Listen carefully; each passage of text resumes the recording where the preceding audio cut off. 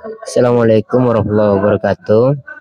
Eh, di pertemuan sebelumnya saya sempat menyampaikan eh, tentang filsafat Yunani ya, atau kelahiran peradaban Yunani. Nah, kali ini saya ingin mengulas sedikit saja untuk mengulang dan membuat ada semacam catatan kecil supaya para subscriber lebih nyaman untuk mengikuti YouTube ini ya. Kelahiran filsafat di Yunani itu disebabkan oleh beberapa hal. Paling tidak di sini saya catat ada 6 hal ya yang membuat filsafat di Yunani itu tumbuh. Pertama, mitos. Mitos ketika itu memberikan jawaban atas keheranan gitu ya. Keheranan manusia atau membuat manusia takjub. Hati manusia terhadap semesta yang melingkupi gitu ya. Yang berarti mitos memberikan semacam jaminan bagi kehidupan manusia Yunani kala itu ya, bahwa kehidupan itu ada maknanya, ada logikanya, ada penyelesaiannya. Mitologi dapat juga memiliki arti rangkaian cerita yang berisi dongeng para dewa-dewi yang dihubungkan dengan peristiwa alam dan dipercayai secara turun-temurun. Secara garis besar ada 2 mitos yang berkembang ketika itu. Pertama, mitos kosmogonis. Apa itu mitos kosmogonis? Yaitu memberi keterangan tentang asal-usul alam semesta itu sendiri. Jadi ketika ada orang bertanya alam ini dari mana, jawabannya ya dari dewa-dewa itu. Ini ringkas saja ya. Yang kedua, mitos kosmologis, yaitu memberi keterangan tentang asal-usul serta sifat-sifat kejadian alam dalam semesta ini gitu ya, alam semesta. Kejadian-kejadian peristiwa hujan, air pasang surut, gitu kira-kira. Mitologi Yunani berpengaruh dalam mendorong kelahiran filsafat secara secara normatif ya, karena menimbulkan ketidakpuasan dan berbagai pertanyaan dalam pikiran. Mitologi juga ikut mewarnai perkembangan ilmu pengetahuan dan kebudayaan di dunia sampai sekarang gitu. Yang kedua, pengaruh kesusastraan Yunani yang membuat timbulnya filsafat. Kesusastraan di sini hendaknya dimengerti dalam arti yang luas, misalnya amsal-amsal, tembang-tembang dongeng, syair, cerita, karya sastra itu berfungsi mendidik rakyat Yunani dalam waktu-waktu luang. Salah seorang sastrawan yang terkenal adalah Homeros ya. Homeros yang sudah saya jelaskan di pertemuan sebelumnya pada tahun 850 sebelum Masehi.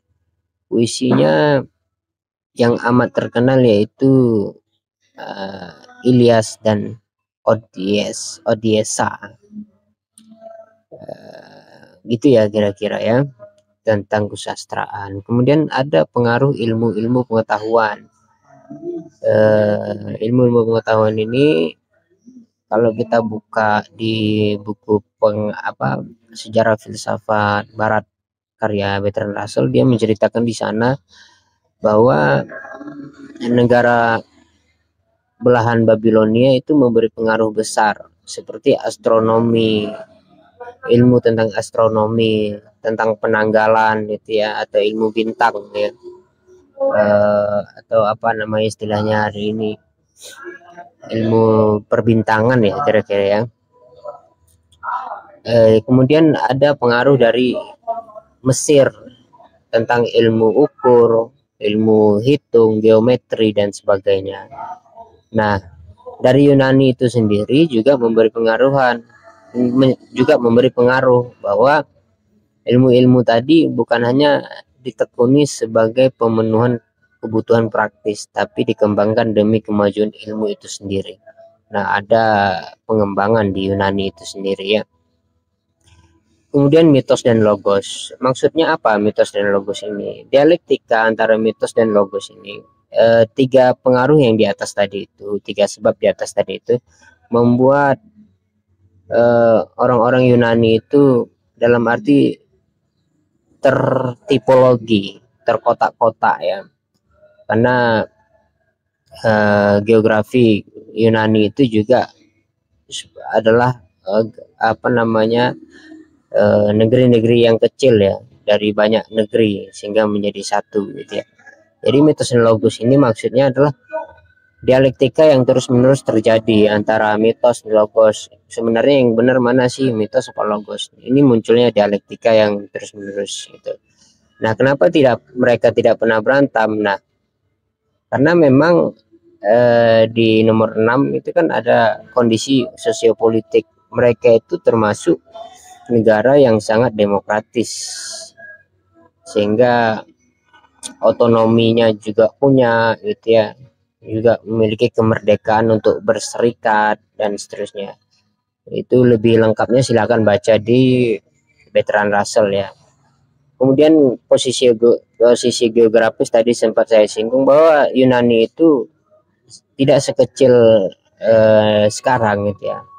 Pesisir Asia kecil, Sisilia dan Italia Selatan, bahkan sampai daratan Afrika itu termasuk dulu Yunani. Itu juga kontak dengan bangsa lain memungkinkan bertambah kayanya informasi dan perluasan cakrawala berpikir mereka. Itu kira-kira ya, ada 6 aspek kalau kita berbicara kenapa Yunani menjadi salah satu tempat munculnya filsafat, bukan satu-satunya tempat ya. Nah, begitu kira-kira ya kelahiran filsafat di Yunani. Terima kasih.